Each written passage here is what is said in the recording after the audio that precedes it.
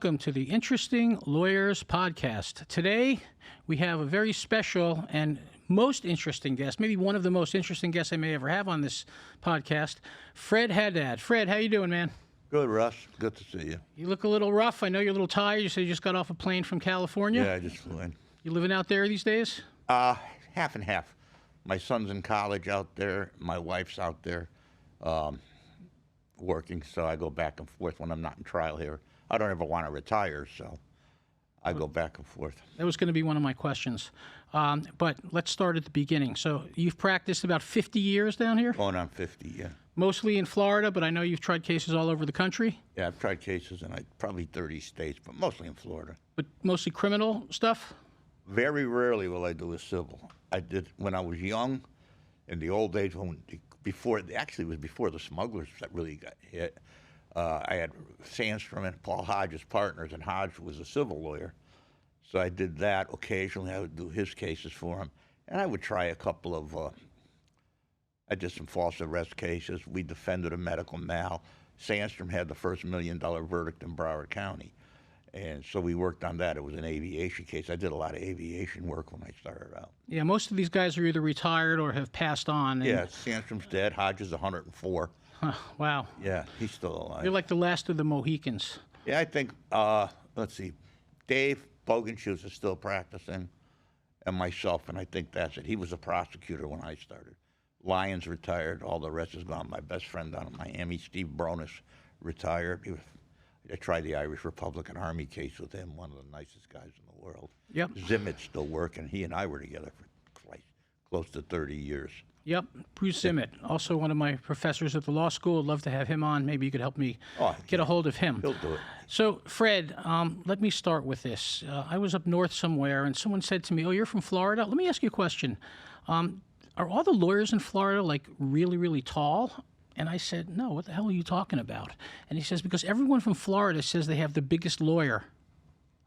But, you know, when I think of the biggest lawyer, the whole 27 years that I practiced, you were always considered to be the biggest lawyer on the criminal side, right? You were the other legend about you is you were the only lawyer who could get away with not wearing a tie in court. And I don't just mean state court; I mean federal court. Yeah.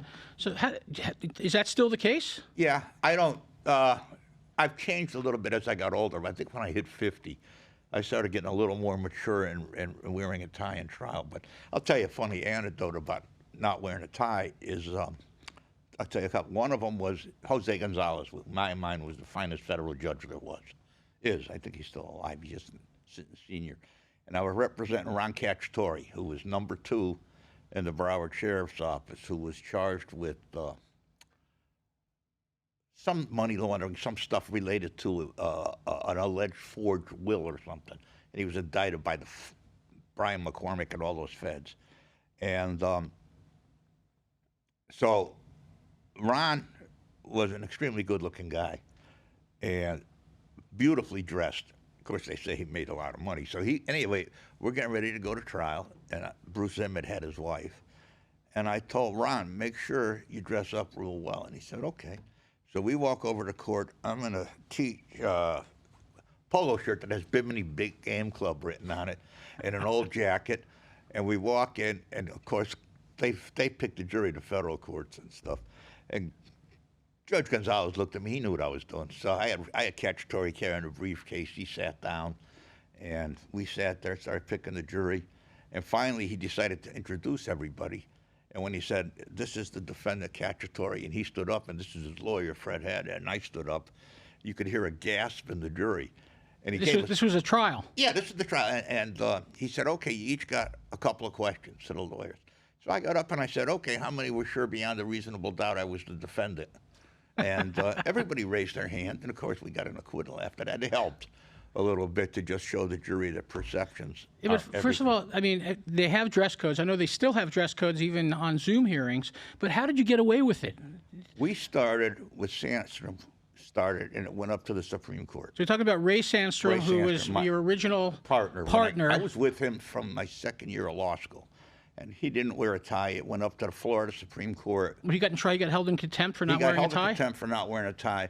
by a judge. The day he got held in contempt, I was in a hunting jacket because I was going hunting, because nobody liked Ray. So it was just a chance. He didn't take anything from anybody. He didn't care who he fought with. He didn't care what he said. He didn't care who he pissed off. And neither do you. oh, he and I fought like cats and dogs. Right. Absolutely. And so that went up to the court, and then all of a sudden, and particularly because back then, not a lot of air conditioning in the summertime everywhere, so they started changing the code that no one had to wear a coat and tie in the summer. I never did anyhow, summer or winter, and I still, just when I go to trial, I'll wear a tie now. Well, that's very nice of you and considerate. Well, I'm a little old to be sitting like a hippie, so. Well, you're so old that weren't judges and people allowed to smoke in courtrooms when you started out? When I started out I could particularly remember smoking in courtrooms. I remember picking a jury with Tom Coker, and all the jurors had ashtrays. The courtroom was so thick with smoke, it was unbelievable. Yeah, I'd light up. We used to do the old trick I did once in a while of putting a paper clip in a cigarette so that the ash would stay up and people would look at that instead of paying attention to a witness. Right. But Fred, you've always had a really large personality. How do you think that has played in to your success and the legend that still exists around you? To this day, when I ask people, who do you think the best criminal lawyers are, in South Florida at least, your name is always one of those names. Eric Schwartzreich is coming up a lot as well. He's coming up. He's a pretty good lawyer, too. Yeah, he's coming on the show as well. So, I think I got Eric by telling him that you were going to be on the show, so I hope he listens to this. I don't know. It was Roy Black said I had more balls than brains sometimes, but it was just I just wouldn't take anything. I didn't care, and I was all for my client. I wouldn't put up with anything. I mean, I told prosecutors go to hell. I wouldn't talk to them. It didn't matter to me, and I was very fortunate growing up to grow up in a town with a lot of great people. So people I meet every day. And part of my life, when I quit high school,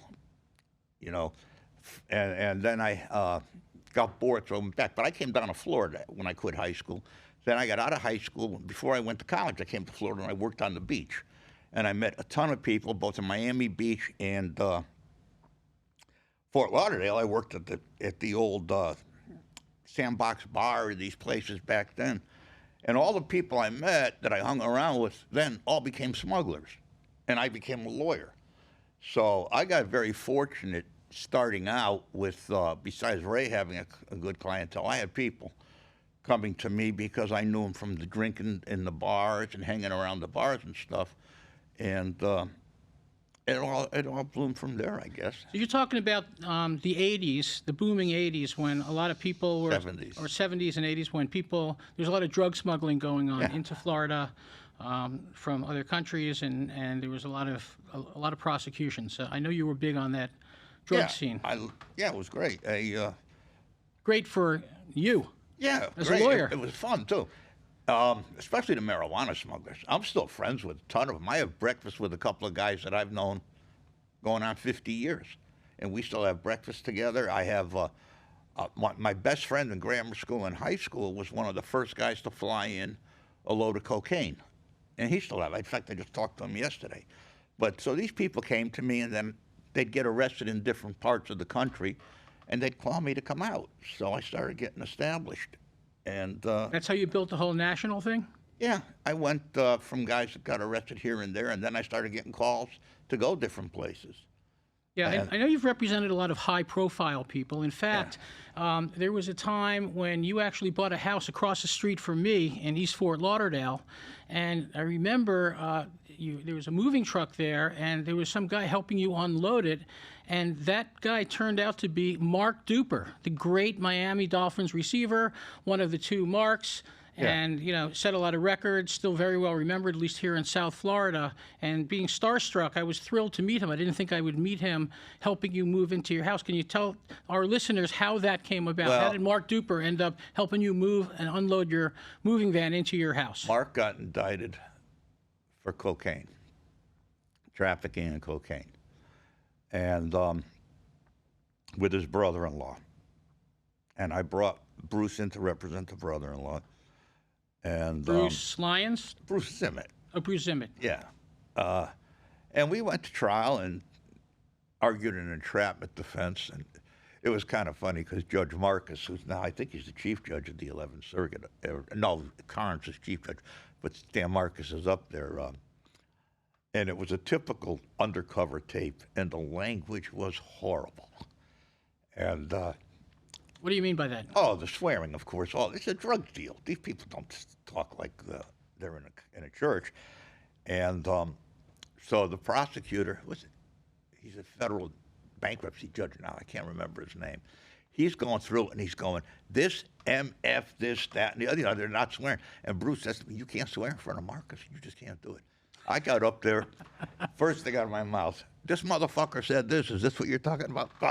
Marcus looks and he just goes, it's not worth it. And so we went through that and we argued the entrapment, and Duper got acquitted. And I told him if I acquitted him, I didn't want to pay for a moving van. He was moving me, and he laughed and he said, sure, I'll do it. And he did. Him and one of the other guys. He probably wasn't expecting that one. No. I had heard through the grapevine that they basically had him dead to rights, but you walked him on an entrapment defense. Yeah, no, they had him dead. And it was entrapment. It was good. It was well played, let me put it that way. It was well played, but you know, it's no secret that you have a way with juries. You have a way of connecting with juries, of persuading juries. And what is that special sauce? You know, this podcast, by the way, not just for lawyers, but, you know, my goal is to showcase legendary, prominent people like you, as well as the up-and-comers. I grew up.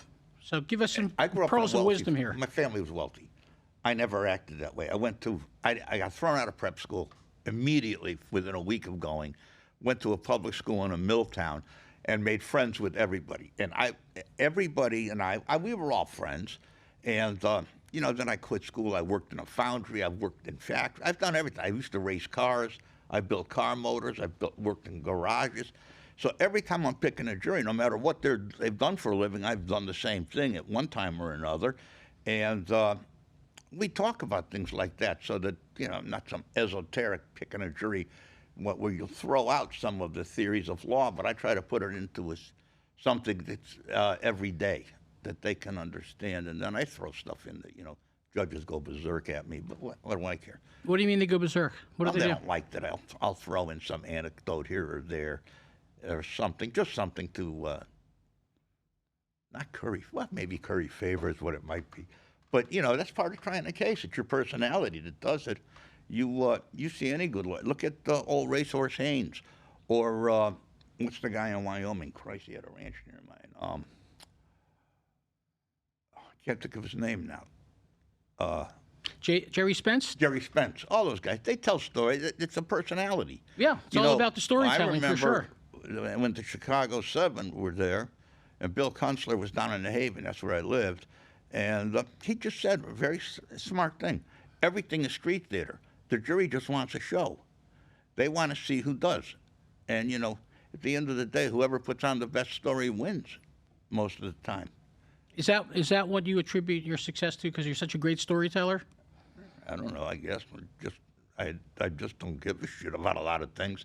You know, I'm only worried about my client. I've never been held in contempt because I don't violate the rules. I've been threatened a lot of times, but it's some personality, yeah. You know, I know that I've had, and I'm not bragging about it, but I've just had it happen. One case I tried with Alan Ross, who unfortunately died young of cancer. We had a murder case that was 20 years old, and he told the other lawyers, when this case is over, the only person the jury's going to want to hear from is Fred, for argument and for cross-examination. And the jury's told a couple of the lawyers, why didn't Fred do it? And one of the lawyers usurped it from me, and I just said it wasn't worth the fight. So, I don't know. You know, you do it so many times. I've tried probably 600 trials. You get kind of comfortable doing it. Wow. Why are you still doing it? I don't think you don't have to do it anymore. I love it. Well, My wife says to me, and you know, she lives in Newport Beach. Well, we live in Newport Beach, and I come back to Fort Lauderdale to work because I like working. She said to me, if you had to go a month without being in a courtroom, you're going to die. you'll drop dead of boredom or something like that. You know, you just live for it. And I still do. I was over the courthouse this morning. I can't wait to get there. Yeah, and you're lucky because on the civil side, I know most hearings and even some trials are by Zoom.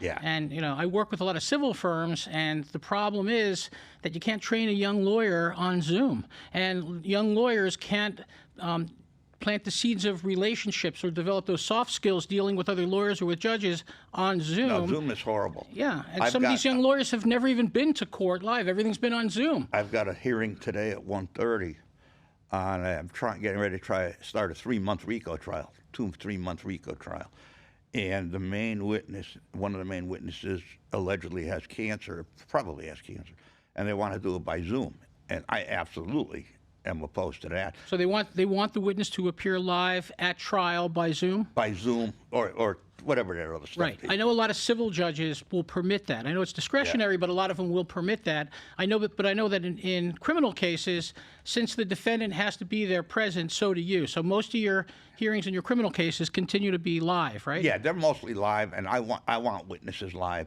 It's impossible to really cross-examine a witness on a Zoom. On a TV set. Yeah, I mean, I like to walk around, and when I'm working, and not stand still, just because it just makes me more comfortable. I know in some courts I have to stand at a podium. I despise it. I try to walk away from it. I tried a case in North Carolina. They don't even let you stand up in the federal court. I was up in New Bern, and that was, that's an impossibility if you're a real trial lawyer. The judge makes the rules, right? So the judge up there is just strict like that. Judge makes the rules. There's not much you can do about it. And when you're in federal court, God makes the rules, because that's what they are. The old joke that, something was going on and they said, knock it off. That's God's acting this way. He thinks he's a federal judge. And that's the way it is. I know they have virtually endless, boundless power. Yeah. They could be fun. I mean, in a long trial, you get to relate to them. And I know I tried a case up in Atlanta with Judge Vining, who is deceased now. We tried a big racketeering continued criminal enterprise. I think trial went 3 or 4 months. And there was 5 defendants, and one of the lawyers was co-counsel with me because there was a couple of witnesses I couldn't cross-examine because I represented them. And we were there, and the lawyer said to me, and he knew me from another couple of cases, he goes, Fred, this judge is not going to put up with you. You can't joke around or make. I said, I'm not going to sit in a trial for 5 months. There was 20 murders in the RICO. I said, I'm not going to sit in a court. I can't be that serious for all of this. Blah, blah, because I got a jury. And then we had 20 people with the alternates. We had helicopters outside. They were afraid somebody was going to break the guy out and everything else. So this guy comes up to testify he's dead now. He's allegedly a mob guy. And he came in with his glasses, and he had permission to come and testify because he said my client did something to him. Anyway, he's up there talking and everything. And I'm laughing, and I get a cross-examine, and the co-counsel said to me, don't do it. And I just got up and I said, excuse me, Don Corleone. Prosecutors went ballistic, and the judge looked, and he knew it was going to be a long trial. He just looked at me, smiled, and said, lay a better foundation. So it got the trial off, and the trial went very smoothly for everybody except my client. Fred, they say that a good lawyer knows the law, but a great lawyer knows the judge. Is there any truth to that, and how has that played out in your career? It's both. I do all my own appeals. I've done hundreds of them, so you have to know the law. Sandstrom, when I started with him as a law clerk, was doing appeals. He said you can never be a trial lawyer unless you've done appeals and you do your own appeals.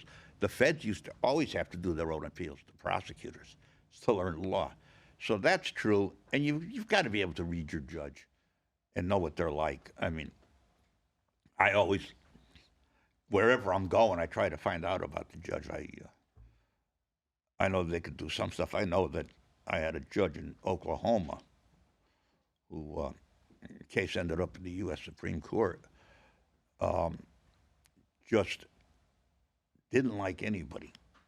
He let me alone, but he was just, your judge. I got a phone. I talked to some people. This is how you handle the judge. You do it with everybody. How you're going to act. You get some of these old federal judges. Christ, I've had an 80-year-old federal judge that didn't know where he was half the time. I had a judge up in Cleveland who I was in front of him once. I showed up about 25 years later, and he said, "I didn't like you 25 years ago." So, it happens. Wow. I know you've represented a lot of high-profile defendants. Mark Duper certainly fits in that bracket. Can you just drop some names of some of the other people you've represented over the years? Bobby Brown, who Whitney Houston threatened to sue me over my representation there. They fired him. Oh, God, I don't know. Melly, a ton of people. I can't even tell you. Yeah, I know there's a murder trial going on right now with a rapper called YNY Melly. Yeah. You're involved in that case? I'm involved. I have the co-defendant. Yeah. Yeah, they had to separate them. So I try it next. If they ever get through, they're in there. They're starting all over again. They had a mistrial after the first trial, and then the second trial has been going on for 4 or 5 months, I think. And now they're starting all over again with another jury panel. So Yeah. I'll try that. So you also Probably do, on my 80th birthday at the rate it's going. well, that's not long off, is it? Not far off. Yeah. But you're one of these guys. You're going to keep going until, you're gonna die in the courtroom. Is that I your, hope. I your die in the wish? courtroom. I know Plato Chikaris up in D.C. was still trying cases in his 80s. Albert Krieger was as good in his 80s as he was in his 50s. A whole bunch of them are. If you look around at what's going on now, and you look at the lawyers that were hired early, and all the stuff in D.C., they're all in their 70s and 80s, and they're all practicing as heavy as they ever did. I think Abbey Lowell's in his 70s. Reed Weingarten's in his 70s, if I'm not mistaken. Jerry Goldstein out in California. I mean, Texas is close to 80. The guy up in New York City, I can't think of his name now. He defended the Black Panthers in the 60s. Jerry Lefcourt. He's got to be 82, 83 years old. He's still working every day. All these guys still work. Yeah. Once you get doing it, you can't stop. Yeah. I know. mean, what do you do? I've fished everywhere I've ever wanted to fish. I've caught every fish I ever wanted to catch, except one stupid spearfish keeps me from a royal slam. But, I mean, how much are you going to fish? I lived in the Keys for years. I had a house there for close to 50 years. I'd go bone fishing. I don't care anymore. I've caught it all. You've done it all. So I go once in a while. I'm not kidding. I just fished in Mexico.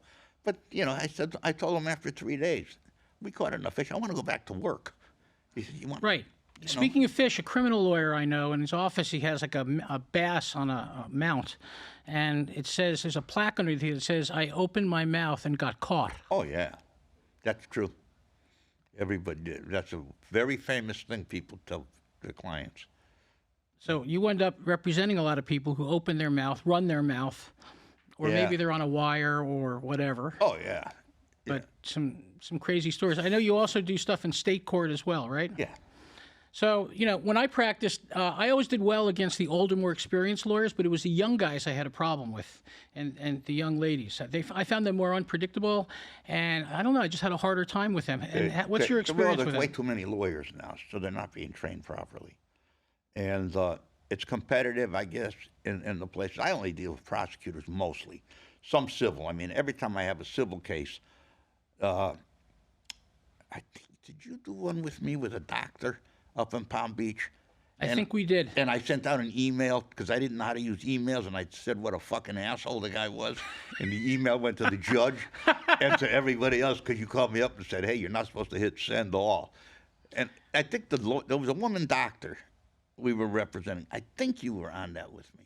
It's possible. I know we had a little bit of cross-pollination, in addition to the fact that you represented me. In fact, you are the best lawyer I never paid. Yeah. And is Oh, it I true? didn't get paid? Is it true that you don't charge lawyers, basically? No, I don't charge lawyers. Why not? Professional courtesy. I don't know. In fact, the Broward Review was doing an article about me and Dave Bogenschutz, because Dave represents all the judges. I represent all the lawyers usually when they're in trouble. They come to me because Dave can resolve things. I don't resolve shit. My personality's not too good. You'd rather just go try the case. Well, my personality's not too good. I'm not going to kiss someone's ass for anybody.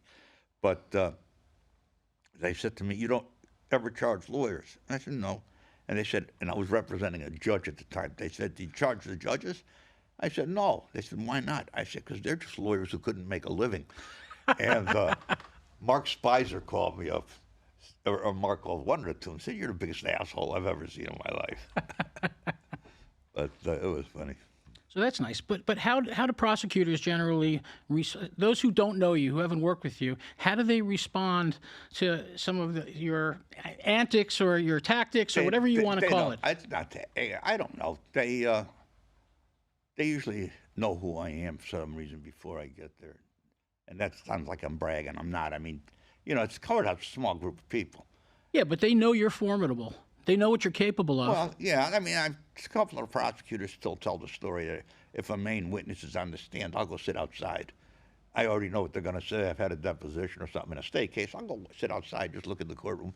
Jurors aren't listening to the witness. They're looking to see what the hell I'm doing outside the courtroom. Exactly. Yeah. And that's worked well for you? Yeah. When I've done it, yeah. That's a great performative thing. What other great performative tips have you done that you can pass on to the next generation of lawyers? I don't even know what I could say. I've just, it comes naturally. I don't even know what to say. I don't even know I'm doing it half the time. I remember me at Bernstein said to me one time, "Jesus, do you have to swear so much?" Because I swear like a trooper, and I didn't even know it. I said, "I was swearing?" She was, "Yeah." I said, "Oh." You're talking in court? Yeah, I was during our final argument. I got a little carried away, and I had forgotten all about it. But, So I remember a time when you were representing some alleged terrorists from the Middle East, and I know that while you were picking the jury, you used your own Lebanese heritage in the questioning. You know what I'm talking about? Yeah, I think I was representing somebody. That was when the guy sent someone over to meet Osama bin Laden, I think. I don't remember. I did a bunch of the Middle Easterners. The only trials I remember are the Irish, because my mother's Irish. My mother was a large contributor to the Irish Republican Army, so the only time she acknowledged my existence as a lawyer is when the IRA hired me, and I represented them for years.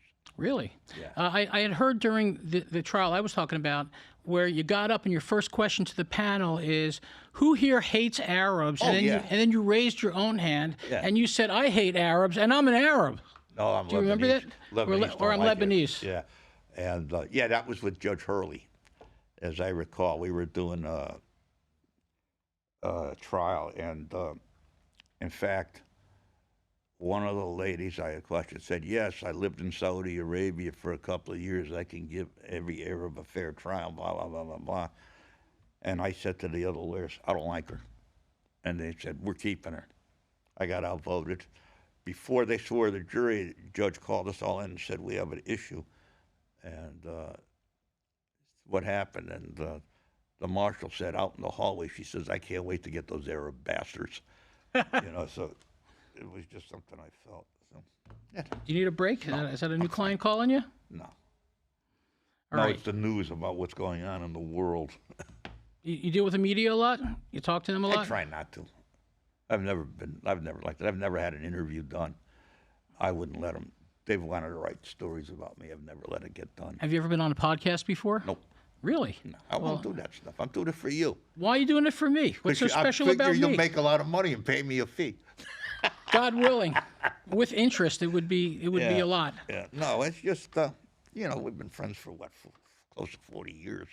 I don't admit to that publicly, but now that it's out there, Yeah. I suppose that we have, giving away my own age. Yeah. You know?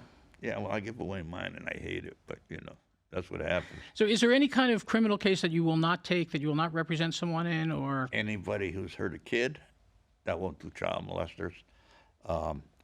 Unless it's something I have no choice but to do. I don't want anything to do with them, or rape.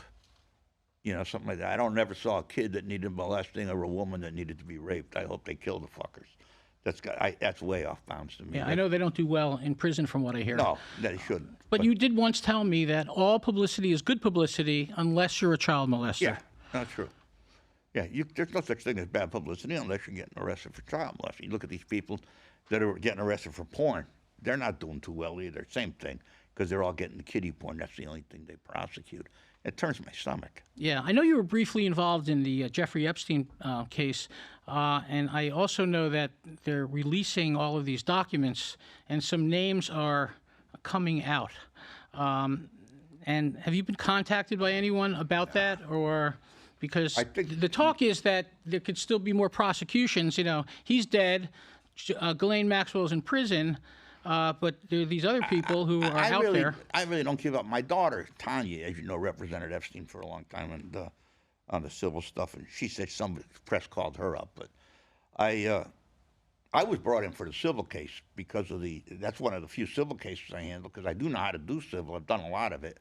And a couple of his lawyers recommended that he come to me to do his former lawyers had sued Brad, who was your former partner, and what's his name?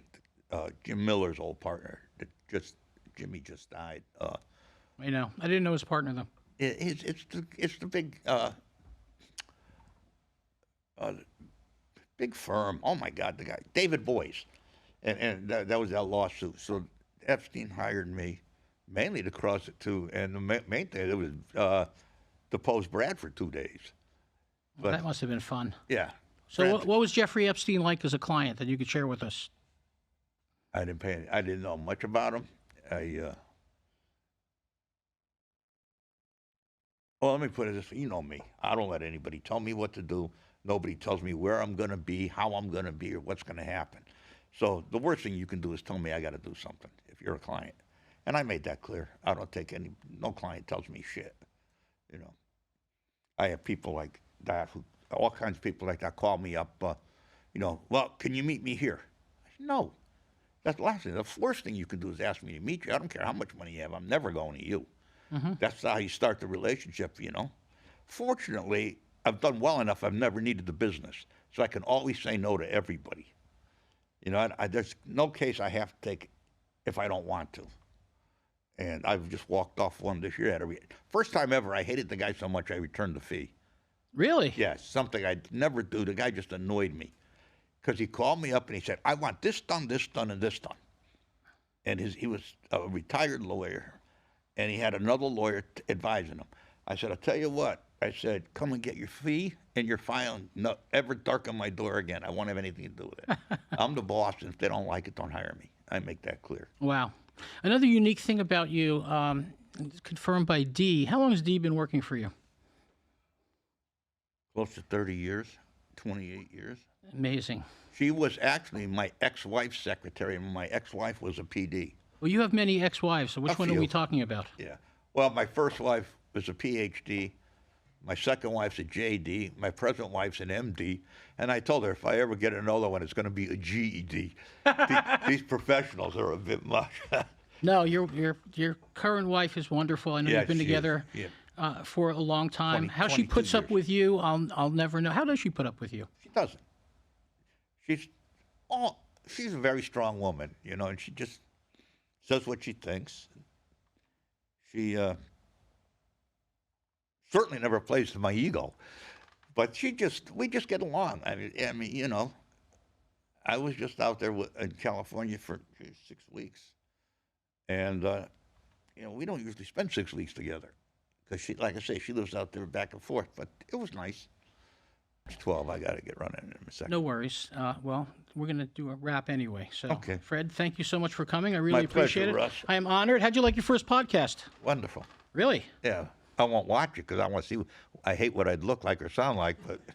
Well, you have I've always thought you had a great face for radio, so I think you're going to do fine on the audio part of this podcast. I will use parts of this to promote, the podcast and put it on social media. That's okay with you, right? Okay, whatever you do. We got that on tape. And you know what, Fred? I don't care either.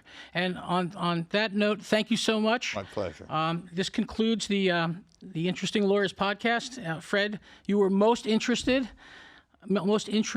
and I really appreciate your taking the time to come on. Looks like you got some text messages coming in. Why don't you go take care of that, and we'll move on to our next episode. Have a great day, everybody. Thanks for listening.